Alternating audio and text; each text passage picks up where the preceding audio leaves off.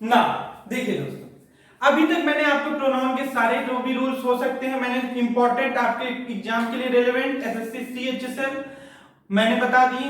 अब मैं आपको प्रोनाउन पर एक्सरसाइज कराने जा रहा हूं। आप इस बात को समझे दोस्तों कि आप रूल्स को कितने भी अच्छे से कवर कर लें, अगर आपने उसकी एप्लीकेशन क्वेश्चंस के थ्रू नहीं समझी, अगर आपने उसका प्रैक्टिस नहीं किया, तो फिर कोई भी फायदा रूल्स को पढ़ने का नहीं होगा।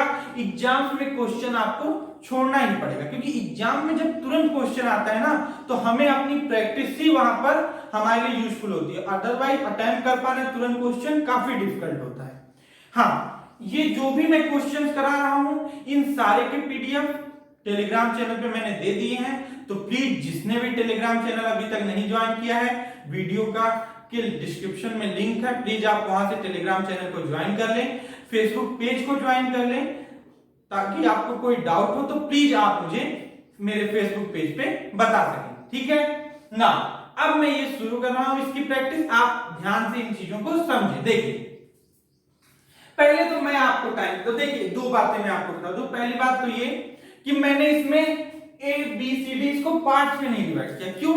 देखिए, जब एक तो आपको पता ही है कि प्रोनाउन के ही इरर होने वाले हैं, उसके बाद अगर मैं इसको पार्ट्स में डिवाइड करूं तो आपकी सोचने की जो कैपेबिलिटी है ना, जो आपकी एबिलिटी है, उसको कम कर देती है। वो चीजें वो आपको हेल्प करती है। मैं आपको हेल्प नहीं देना चाहता, मैं आपको प्रिपरेशन को बेस्ट करना चाहता हूं। इसीलिए मैंने सेंटेंस को पार्ट्स में चाहता तो कर सकता था, नहीं किया है। तो प्लीज आप पूरे सेंटेंस को अच्छे से पढ़कर समझें। और एक मैंने ऑप्शन नो एरर का जरूर दिया है, तो जहां पे आपको भी नो एरर लगे वहां पे आप नो एरर करें। आई होप आपने पहले ही मैंने जब पीडीएफ प्रोवाइड की है टेलीग्राम चैनल पे, तो वहां से आपने डाउनलोड करके एक बार प्रैक्टिस किया होगा क्वेश्चंस का। अगर नहीं किया है तो एक बार वीडियो को पॉज करके प्लीज आप इन क्वेश्चंस को अटेम्प्ट करें। मैंने 4 क्वेश्चंस अभी के लिए लिखे हैं, इनको पहले आप अटेम्प्ट करें, फिर मैं बताता हूं।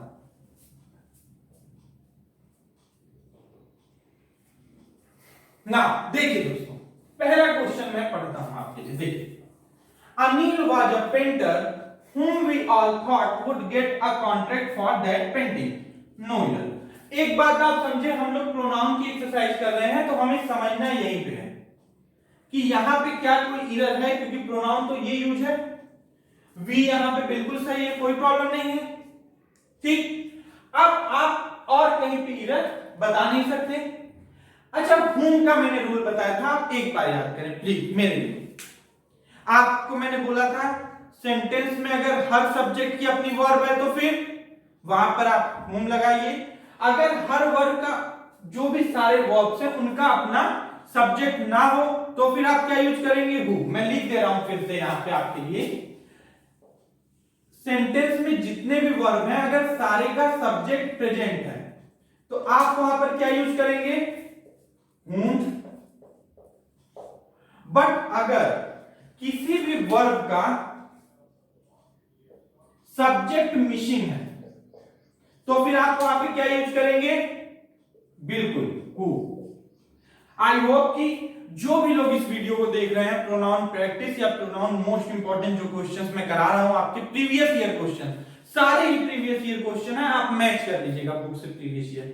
तो आप इस बात को समझें कि प्लीज आप प्रोनाउन पार्ट 1, प्रोनाउन पार्ट 2 और प्रोनाउन पार्ट 3 आई होप कि आपने देख लिया होगा। जो भी मेरे दोस्तों ने नहीं देखा है, आप एक बार उनको अच्छे से देखें, जो भी प्रोनाउन के मैंने रूल्स बताए, ताकि आपको रूल्स अच्छे से क्लियर हो, तो आप यहाँ पे और बेटर अंडरस्टैंडिंग डेवलप कर पाएंगे। देखिए, अब अगर इस अब जहां मैं इसमें वर्ब्स को देखता हूं, एक वर्ब मेरी यहां पे है, एक थॉट वर्ब की सेकंड फॉर्म यहां पे है, सेकंड यहां पे वर्ब की फर्स्ट वर्ब एक, ये नंबरिंग में कर रहा हूं वर्ब का, और एक वर्ब ये वुड गेट वर्ब 3।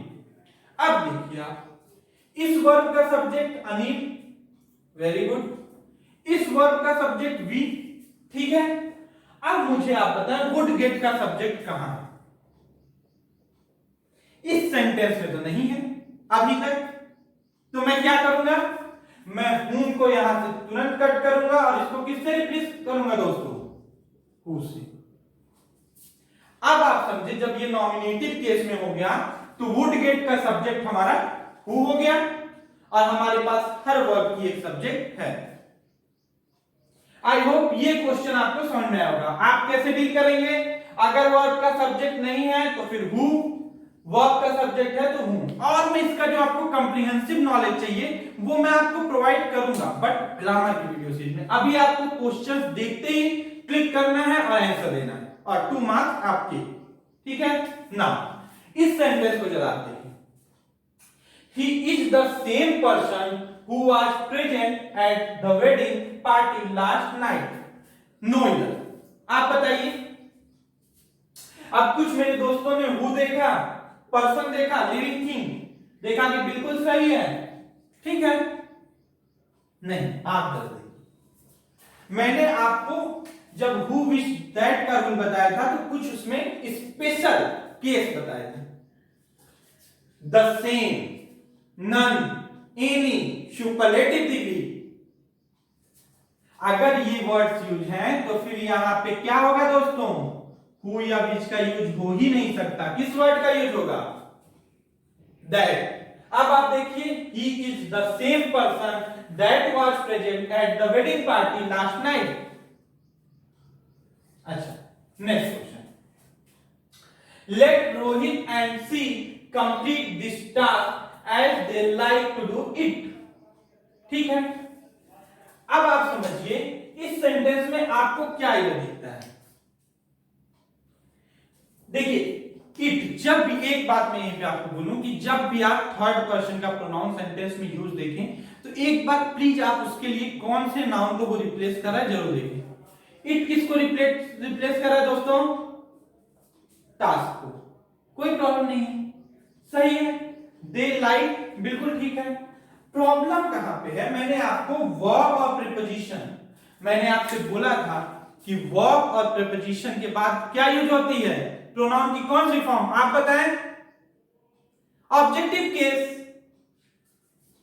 अब आप समझिए रोहित एक प्रॉपर नाउन है और वो सब्जेक्ट ऑब्जेक्ट दोनों जगह सेम यूज होता है, बट सी, क्या सी प्रोनाउन ऑब्जेक्टिव केस का प्रोनाउन है।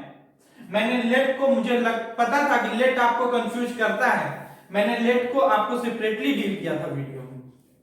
तो यहां पे आप समझे दोस्तों कि नॉमिनेटिव केस नहीं होगा, कौन सा केस होगा,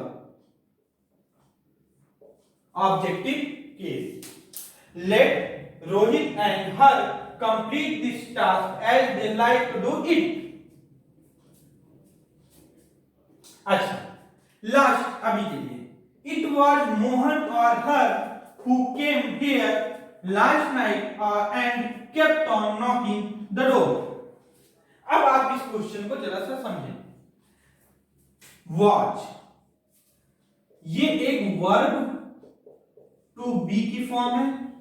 अब आप मुझे बताइए, क्या मैंने आपको वर्ब टू बी का रूल नहीं बताया है, बिल्कुल बताया है। क्या रूल बताया है बताइए मुझे। वर्ब टू बी की कोई भी फॉर्म हो उसके बाद जो भी हमारा प्रोनाउन लिखा जाएगा वो कैसे लिखा जाएगा, किस केस में, नॉमिनेटिव केस में। अब अगर दोस्तों यहां पे मोहन, तो ठीक है वो नाउन है, नॉमिनेटिव केस है ही। हर को आप जरा सा टारगेट करें, क्या यहां पे हर करेक्ट है, बिल्कुल नहीं, ये एक ऑब्जेक्टिव केस है, आप इसको चेंज करें नॉमिनेटिव केस से, शी, और अब ये सही हुआ। इट वॉज मोहन और she who came here last night and kept on knocking the door. I hope आपको ये सेंटेंसेस क्लियर हुए हों। प्लीज अगर आपको थोड़ा सा भी डाउट हो तो आप जरूर मुझे मेरे फेसबुक पेज पे बताएं, मैं वहां पे उसको पर्सनली आपको डील कर दूंगा, उन आपके डाउट्स को क्लियर कर दूंगा, ठीक है। लिंक्स डिस्क्रिप्शन में है, ठीक। अभी के लिए आप इसको समझें, स्क्रीनशॉट लें, फिर मैं और बताता हूं आपको ना। अब जरा आप इन एग्जांपल्स को एक बार देखिए, वीडियो पॉज करके सॉल्व करने की कोशिश करें, फाइंड करें कहां पे एरर है, फिर मैं आपको बताता हूं। एक बार आप इन क्वेश्चंस को देखें। देखिए, फिफ्थ हमारा सेंटेंस है, he is the man who I know has helped my son in the final examination noidal। अब आप मुझे बताइए कि मैं पहले तो सारे वर्ब, क्योंकि यहां पे एक रिलेटिव प्रोनाउन यूज है, तो मैं यहां पे सारे वर्ब्स को पहले देखता हूं जरा। वर्ब 1,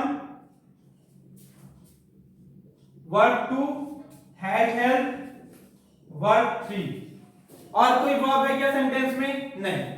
अब आप मुझे बताइए इस वर्ब का सब्जेक्ट यहां पे, ठीक है, नो का सब्जेक्ट यहां पे है, ठीक है। हाँ, अब इस वर्ब का सब्जेक्ट कहां है? हु। मैंने कहा था जब किसी वर्ब की सब्जेक्ट ना हो तो उसका सब्जेक्ट कौन होता है? Relative pronoun who. तो इस सेंटेंस में हमारा नो इरर होगा। आपको लग रहा होगा कब से कि मैं बस नो इरर ऐसे ही लिखता जा रहा हूं। अब नेक्स्ट क्वेश्चन जरा देखिए आप। The candidate has appealed for donation from younger voters who will use to defray campaign expenses. आप बिलीव करिए ये क्वेश्चन 2019 एसएससी का है, ठीक है। बहुत अच्छा क्वेश्चन। एक बार आपने इसको सोचा होगा, मैं अब आपको इसको दिखाता हूं क्या इसमें इधर है। देखिए फिर आप समझिए, यहां पर हु यूज है, रिलेटिव प्रोनाउन। अब आप मुझे बताइए कि हैज अपील कैंडिडेट इसका सब्जेक्ट है, ठीक है। विल यूज का सब्जेक्ट क्या है? हु ही होगा, बिल्कुल हु होगा। बट एक बात मैंने और आपको बताई थी, वो अब आप एक बात समझिए।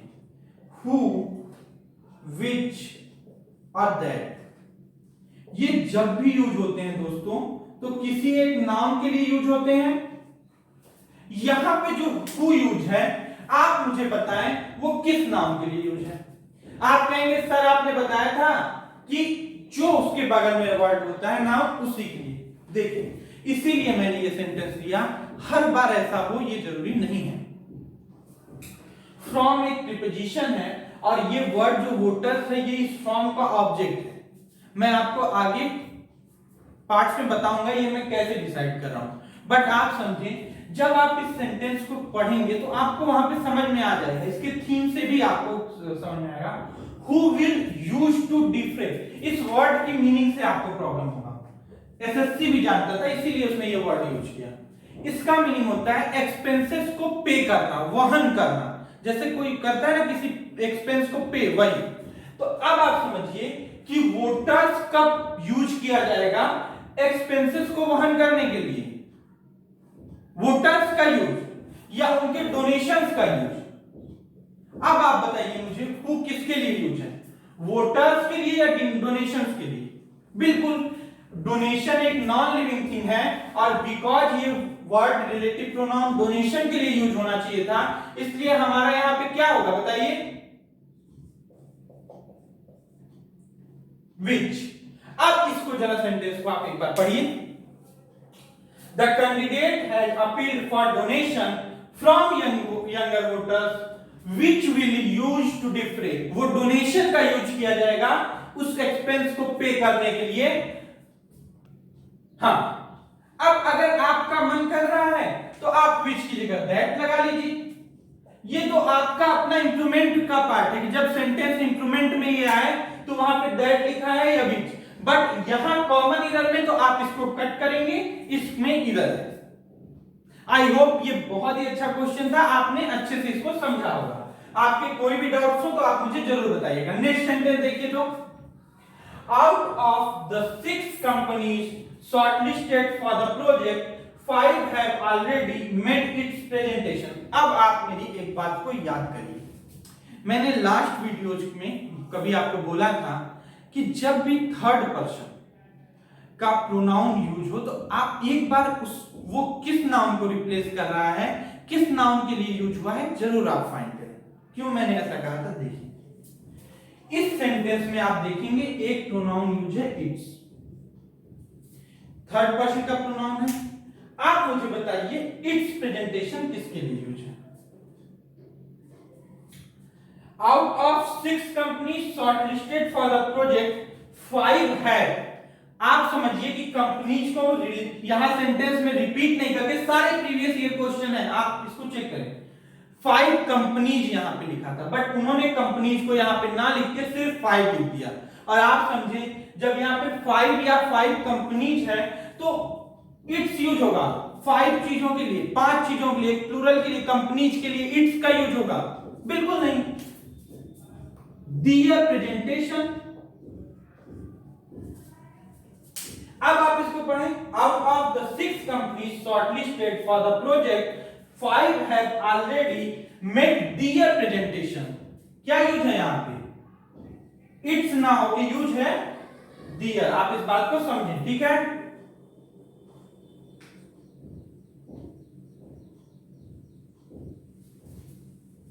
नेक्स्ट सेंटेंस देखिए जरा। Shweta has such a fine memory that she can recollect anything what happened many years ago. अब आप मुझे बताइए, मैंने एक आपको हु विश दैट में स्पेशल केस बताया था, उसमें मैंने एक वर्ड आपको बोला था एनी। मैंने कहा था एनी वन, एनीथिंग, कुछ भी हो। आप इसके बाद हु, विच, व्हाट और कुछ भी वर्ड हो, ये सारे ही वर्ड्स गलत हैं। यहां पे यूज क्या होगा दोस्तों? सिर्फ दैट। और अगर यहां पे दैट का यूज होगा तो आप मुझे बताइए इस सेंटेंस में एनीथिंग व्हाट कैसे? यहां पे आप क्लियर करिए, एनीथिंग व्हाट गलत है। क्या होगा यहां पे? Anything that. यहां पे क्वेश्चन है हमारा, जो सही सेंटेंस है वो है Shweta has such a fine memory that she can recollect anything that happened many years अगो। अब कुछ जो मेरे दोस्त होंगे उनके मन में एक बात, सर इसको डील करिए, ये दैट कैसे? बिल्कुल डील करता हूं। देखिए, सॉरी मैंने एक वर्ड नहीं लिखाया था, यहां सेंटेंस में वो यूज है। आप उसमें एक वर्ड सच यूज ऐड कर लीजिए। ये भी एक वर्ड है, any, none, the same, only, all, superlative degree के अदर, जिसके बाद दैट का यूज होता है। तो इसीलिए श्वेता है such a fine memory that she can recollect anything that happened many years ago. I hope आपको ये सेंटेंसेस भी अच्छे समझ में आए होंगे। आप इसका प्लीज एक बार स्क्रीनशॉट लीजिए, फिर मैं आपको बताता हूं ना। अब जरा आप इन एग्जांपल्स को एक बार देखें, इनको सॉल्व करने की कोशिश करें, फिर मैं आपको बताता हूं। एक बार इनको आप देखें। चलिए देखिए, पहला सेंटेंस क्या है हमारा? The number of people which. अब मैं आगे पढ़ने से पहले जरा इस विच को सोचूं। ये विच क्या है? नॉन लिविंग थिंग के लिए लगता है। पीपल क्या है? लिविंग थिंग है। क्या यहां पे ये सॉरी इस पीपल की वजह से क्या यहां पे विच होना चाहिए था? नहीं। क्या होना चाहिए था दोस्तों? Who. The number of people who asked for the discount was low but grew during the summer season. I hope आपको समझ में आया होगा कि बिकॉज पीपल लिविंग थिंग है इसलिए विच ना हो कि क्या होगा? हु। हाँ, आप दैट यहां पे इसकी जगह पे यूज कर सकते हैं, ठीक है ना। अब जरा ये, इससे पहले मैं आपको एक बात बता दूं, आप इसको जरा सा नोट करके लिख लीजिए। यहां पर नोट करके आप लिखें, जब भी मोर देन वन प्रोनाउन, जब भी दो से एक से ज्यादा प्रोनाउन किसी सेंटेंस में यूज हो तो आप वहां पे 2 3 1 का रूल याद रखेंगे। 2 3 1 का रूल क्या है दोस्तों? पहले आप सेकंड पर्सन लिखेंगे, फिर आप थर्ड पर्सन लिखेंगे और लास्ट में आप फर्स्ट पर्सन प्रोनाउन लिखेंगे। फिर से सुनिए, पहले आप सेकंड पर्सन का प्रोनाउन लिखेंगे, फिर थर्ड पर्सन का और लास्ट में फर्स्ट पर्सन का प्रोनाउन आप लिखेंगे। 2 3 1। क्यों मैं ये कह रहा हूं आप समझें। ये क्या है? प्रिया थर्ड पर्सन है। ये क्या है? फर्स्ट पर्सन है। जिसको भी पर्सन वगैरह में प्रॉब्लम हो प्लीज आप मेरी प्रोनाउन पार्ट 1 की वीडियो जरूर देखें, ठीक। मैंने आई बटन में भी उसको दे दिया है, आप वहां से भी कर सकते हैं ना। तो ये देखिए फर्स्ट पर्सन। अब ये क्या सही है? नहीं, आपको लिखना चाहिए था प्रिया एंड आई। इसको मैंने इसलिए नहीं लिख दिया क्योंकि ये बड़ा ही एक फेमस सा रूल है, सबको पता होता है, बट जिनको नहीं पता है प्लीज आप इस क्वेश्चन के थ्रू इसको समझ लें। पहले सेकंड पर्सन, फिर थर्ड, फिर फर्स्ट। यहाँ पे थर्ड पर्सन बाद में और फर्स्ट पर्सन पहले था, तो हमने क्या किया, थर्ड पर्सन को पहले और फर्स्ट पर्सन को बाद में कर दिया, ठीक है ना। अब जरा आप ये देखिए question, your separation is very painful to me. ये देखिए एक वर्ड बेस्ड रूल है, मैं आपको नोट करके यहां पे बताता हूं, आप जरा सा इसको समझिए, यहां नीचे मैं बता देता हूं, नोट करके आप लिखिए।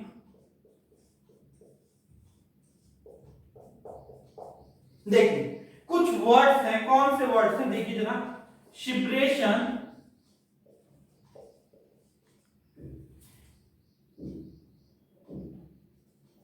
एक्सक्यूज, पैर्डन, एक और लिख लीजिएगा आप, फेवर, बस इतने, इससे ज्यादा लिखने की कोई जरूरत नहीं, ठीक है। ये जो चार वर्ड्स हैं, आप ध्यान दें कि इन वर्ड्स के पहले मैं आपको बताता हूं, हाँ सॉरी, इन वर्ड्स के पहले जैसे आप पॉसेसिव एडजेक्टिव लगाना चाहें तो वो गलत होता है। जैसे मुझे अगर शिप्रेशन के पहले पॉसेसिव एडजेक्टिव लगाना है तो ये गलत है, या इसमें से कोई भी वर्ड आपने एक्सक्यूज, पैर्डन, फेवर, किसी कोई भी वर्ड हो, आप उसके पहले पॉसेसिव एडजेक्टिव का यूज नहीं कर सकते। आपको इसे कैसे बनाना होगा, शिप्रेशन फ्रॉम, ठीक है, या किसी वर्ड के साथ जैसे कि एक्सक्यूज फ्रॉम या ऑफ, ऐसे वर्ड्स लगा के आप यहां पे फ्रॉम या ऑफ लगा के उसको बनाएंगे। जैसे यहां पे देखिए योर, यहां पे गलत है, योर शिप्रेशन की जगह लिखिए आप शिप्रेशन फ्रॉम यू। देखिए अब बिकॉज आप एक बात समझिए कि मैंने फ्रॉम या ऑफ लगाया जो कि क्या है, प्रीपोजिशन है, तो यहां पे यू, इसको मैंने ऑब्जेक्टिव केस में चेंज कर दिया। तो शिप्रेशन फ्रॉम, शिप्रेशन, एक्सक्यूज, पैर्डन, फेवर, इनके बाद आप पॉसेसिव एडजेक्टिव नहीं लगाएंगे, इनके बाद आप फ्रॉम या ऑफ लगाएंगे। कभी कभी ऑफ भी लगता है, कुछ वर्ड्स के साथ ऑफ लगेगा, वो कंडीशन पे डिपेंड करेगा सेंटेंस के। आई होप आपने ये नोट किया होगा कि इन वर्ड्स के पहले पॉसेसिव एडजेक्टिव का यूज ना करके इनके बाद हम फ्रॉम या ऑफ का यूज करके सेंटेंस लिखते हैं। जैसे यहां पे योर शिप्रेशन की जगह separation from you is very painful to me. ना अब ये सेंटेंस देखिए आप, मैं इसको इरेज कर देता हूं ताकि आपको कंफ्यूजन ना हो। आई होप आपने एक बार इसको नोट कर लिया होगा या स्क्रीनशॉट ले लिया होगा, ठीक है। अभी मैं इसको ऐसे ही कर देता हूं, छोड़िए। हाँ, she is one of those persons whom I know sure always do their best even in most trying circumstances। अब मैं यहां पे whom जब देखता हूं तो फिर मेरा वही काम, पहले हर वर्ब की सब्जेक्ट आप एक बार डिसाइड करें। हाँ, is एक वर्ब है, सब्जेक्ट सी, am एक वर्ब है, आई, ठीक है। बट ये do, always do, always adverb and do, do भी तो एक वर्ब है, नहीं है, है तो इसके सब्जेक्ट कहां है, इसका सब्जेक्ट तो मुझे कहीं नहीं दिख रहा, आप भी एक बार देखें। और अगर नहीं दिख रहा तो आप whom को कट करें, यहां पे इसका नॉमिनेटिव केस लिखें, यहां पे ऑब्जेक्टिव केस की नीड नहीं है, who। She is one of those persons who I am sure always do their best even in most trying circumstances। I hope आपको ये सारे क्वेश्चन समझ में आए होंगे। आप एक बार इनको नोट करें या इसका स्क्रीनशॉट लें। ना देखिए दोस्तों, एक बार जरा आप इन सेंटेंसेस को सॉल्व करें और फिर मैं आपको इनको बताता हूं सॉल्व करके। देखिए तो जरा इसमें एरर फाइंड करिए, तो आप सारे रूल्स हैं जो मैंने रूल्स पढ़ाए थे वही है कहीं ना कहीं इसमें, तो प्लीज आप इसमें बिल्कुल फाइंड कर सकते हैं। चलिए मैं बताता हूं, देखिए तो जरा, he tried all the drawers in his old desk but could not find his purse in any of it। मैंने आपसे कहा था जब भी थर्ड पर्सन यूज हो प्लीज आप एक बार वो किस नाउन के लिए या प्रोनाउन के लिए यूज हो उसे जरूर देखें। जैसे मैं दिखाता हूं आपको, हिज ओल्डेस्ट, हिज किसके लिए यूज है? ही के लिए, ठीक है, सही है, कोई प्रॉब्लम नहीं है। Could not find his purse, फिर किसकी बात, किसके पर्स की? ही, उसके पर्स की, ठीक है। इन एनी ऑफ इट, जरा आप मुझे बताइए इट किसके लिए यूज है? आप मुझे जरूर ये बात बस कहेंगे कि सर ड्रॉवर्स के लिए, और ड्रॉवर्स क्या है? प्लूरल। अब आप प्लूरल नाउन के लिए एक सिंगुलर प्रोनाउन यूज करना चाहते हैं, इज इट पॉसिबल? जी नहीं, बिल्कुल। आप इसको कट करेंगे, यहां पे क्या यूज करेंगे? Then, any of them. Now second question, the party chief made it a point to state that the prime minister and the union minister should also come and see what his party may had seen. आप मुझे बताइए, क्या यहां पे article इस noun के पहले भी और इस नाउन के पहले भी है? मैंने बताया था आपसे कि जब भी, ये रूल मैं आपको रिवाइज कर रहा हूं, आर्टिकल सिर्फ फर्स्ट नाउन के पहले लिखा हो तो वो दोनों पोस्ट एक ही पर्सन के पास होती है, दोनों वो एक ही, दोनों नाउन एक ही पर्सन के लिए यूज होता है। बट जब दोनों के लिए सेपरेट अलग अलग एक आर्टिकल यूज हो तो वो दोनों लोग दो पर्सन होते हैं। जैसे यहां पे प्राइम मिनिस्टर एक है और यूनियन मिनिस्टर एक, टोटल दो लोग हैं। अब आप समझिए, the party chief made it a point to state that the prime minister and the union minister should also come and see what his तो तब जब किसी एक पर्सन की पार्टी होती ना, प्राइम मिनिस्टर की पार्टी होती, यूनियन मिनिस्टर की पार्टी होती, बट पार्टी उन दोनों लोगों की है, तो इसलिए हम यहां पे हिज ना यूज करके क्या यूज करेंगे दोस्तों? दियर पार्टी। उन दोनों लोगों की जो पार्टी है उसमें जो लोग वर्कर्स हैं उन्होंने जो देखा है वो भी वो देखते। मैंने देखा है अभी लास्ट ईयर के क्वेश्चंस को, थोड़े बड़े बड़े क्वेश्चंस आते हैं, तो इसीलिए मैंने एक थोड़ा बड़ा क्वेश्चन और भी मैंने एक दो लिए हैं ऐसे क्वेश्चन जो आपको ऐसा ना लगे कि सिर्फ छोटे छोटे। बाकी एलडीसी में मैक्सिमम जो क्वेश्चंस आते हैं वो बहुत बड़े नहीं होते, बिकॉज आप जानते हैं टाइम का रिस्ट्रिक्शन होता है, कम टाइम में ज्यादा क्वेश्चन सॉल्व करने होते हैं हमें। चलिए अब नेक्स्ट क्वेश्चन लिखिए। तो my choice is quite different, sorry my choices, यहां पे एक वर्ड में भूल गया, सॉरी।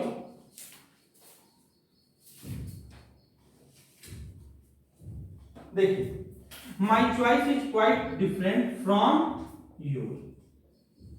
अब मुझे आप बताइए, एक तो आप इस बात को समझें कि मैंने आपको एक रूल बताया था, ये क्या है दोस्तों? पसेसिव एडजेक्टिव यू का, और मैंने आपको फर्स्ट रूल यही पढ़ाया है कि पसेसिव एडजेक्टिव आएगा तो अपने नाउन के साथ आएगा, अदरवाइज अगर आपको उसको अकेले लिखना है तो आप वहां पे क्या यूज करिए? उसका पसेसिव प्रोनाउन, एडजेक्टिव नहीं। यही तो मैंने बताया है। और योर का पसेसिव क्या होता है प्रोनाउन? बताइए आप मुझे। योर्स। तो यहां पे सही क्या है? योर्स, और योर गलत है। My choice is quite different from yours, यहां पे आप लिखेंगे। हाँ, आपके मन में आ रहा होगा कि my choice is quite different from your choice, क्यों नहीं हो सकता है, बट वही बात, नाउन का रिपीटेशन ना करें आप, ठीक है। नेक्स्ट देखिए जरा, the teacher was busy and asked 3 of we to divide the work and do it। अब आप फिर से समझिए, यहां पे आपको दिख रहा होगा ऑफ, एक प्रीपोजिशन, और अगर ऑफ यहां पे एक प्रीपोजिशन है दोस्तों, तो क्या प्रीपोजिशन के बाद नॉमिनेटिव केस यूज होती है? नहीं, प्रीपोजिशन के बाद हमेशा लगता है हमारा ऑब्जेक्टिव केस। तो अब ये सेंटेंस, सही सेंटेंस क्या होगा? The teacher was busy and asked 3 of us to divide the work and do it। I know, जिसने भी रूल्स को मेरे अच्छे से पढ़ा होगा उसने इजीली ये क्वेश्चन सॉल्व कर लिया होगा, ठीक है। इसमें मैंने सारे ही रूल्स बेस्ड एक क्वेश्चन जो थे का लॉट आपको कराया। अभी आप इसको नोट करिए, स्क्रीनशॉट लीजिए, फिर मैं आगे आपको बताता हूं ना। अब जरा दोस्तों आप एक बार इन क्वेश्चंस को देखें, इसमें क्या एरर है फाइंड करें, फिर मैं आपको बताता हूं। एक बार जरा आप देखें तो पॉज करके वीडियो। चलिए मैं आपको बताता हूं, देखिए तो जरा, क्या मैंने the manager as well as the clerks absented themself yesterday, क्या मैंने आपको एज वेल एज का रूल बताया है? क्या बताया दोस्तों कि इसका ट्रू सब्जेक्ट इसके पहले आता है, और मैनेजर क्या है? सिंगुलर। ठीक है, अब हम जरा देखते हैं the manager as well as the clerks absented themself. ये क्यों भाई? क्लर्क्स हमारा सब्जेक्ट है क्या? नहीं। और अगर हमारा मैनेजर सब्जेक्ट है तो इसके अकॉर्डिंग हमारी वो यहां पे रिफ्लेक्सिव केस क्या होगा? Singular, himself. The manager as well as the clerk absented himself yesterday. I hope आपको ये अच्छे से समझ में आया होगा। अब चलिए जरा नेक्स्ट देखिए तो, neither the students nor the teacher was in their class. फिर थर्ड पर्सन किसके लिए यूज हुआ है? मैंने आपको नाइदर और नॉर का रूल बताया है। ट्रू सब्जेक्ट नॉर के बाद होता है, बिल्कुल सही है। क्या है? टीचर। टीचर एक सिंगुलर नाउन है, ठीक है। अब बताइए, ये एक अगर सिंगुलर नाउन है और सब्जेक्ट हमारा स्टूडेंट तो है नहीं, सब्जेक्ट हमारा क्या है? टीचर। तो हमारा जो दियर है यहां पे क्यों यूज हुआ?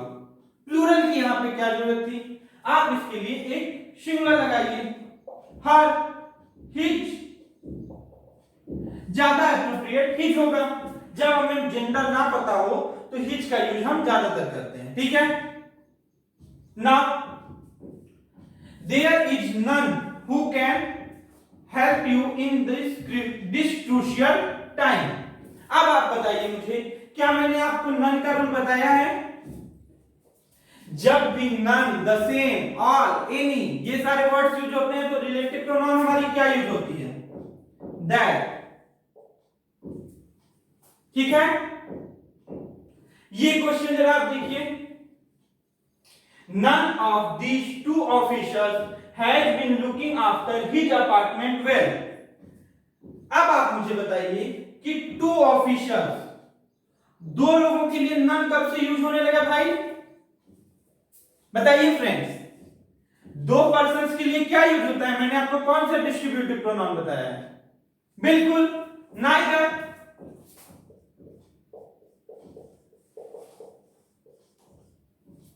Neither of these two officials had been looking after his apartment well.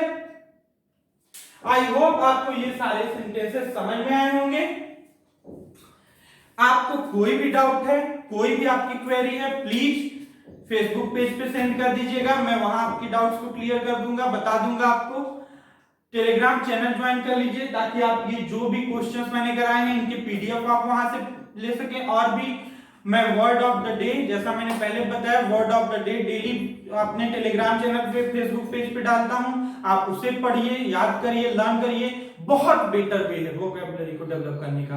आप समझिए, एक साथ 50 वर्ड्स याद करना एक ना तो बेटर वे है और ना ही एक आपको लॉन्ग टाइम ड्यूरेबल है। आप लॉन्ग टाइम तक उसे लर्न ही नहीं रख सकते। बट अगर आप एक वर्ड और उसके 3-4 सिनोनिम्स, टोटल 5 वर्ड्स डेली कर रहे हैं, बहुत इजी है आपके लिए, ठीक है। इस वीडियो को एक बार, 2 बार देखिए, क्वेश्चंस को ज्यादा से ज्यादा समझने की कोशिश करिए। फिर एक बार जो आपके पास पीडीएफ है उसको खुद सॉल्व करिए। फिर देखिए कि 20 में से 20 क्वेश्चंस आपके होते हैं कि नहीं। कोई भी आपको प्रॉब्लम है तो प्लीज मुझे बताइएगा। और हाँ, जितना भी आप एक बार जरूर पहले, अगर जिसने भी नहीं देखा होगा प्रोनाउन पार्ट 1 पार्ट 2, वो सारे जो हमारे रूल्स के क्लास थे आप उसे देखकर, फिर उससे भी ज्यादा इंपॉर्टेंट ये प्रैक्टिस सेशन हमारा जो प्रैक्टिस का वीडियो था, इसको देखिए। आप क्वेश्चंस की प्रैक्टिस कीजिए। दोनों ही आपके लिए, सारी वीडियो बहुत इंपॉर्टेंट है आपके एग्जाम के लिए।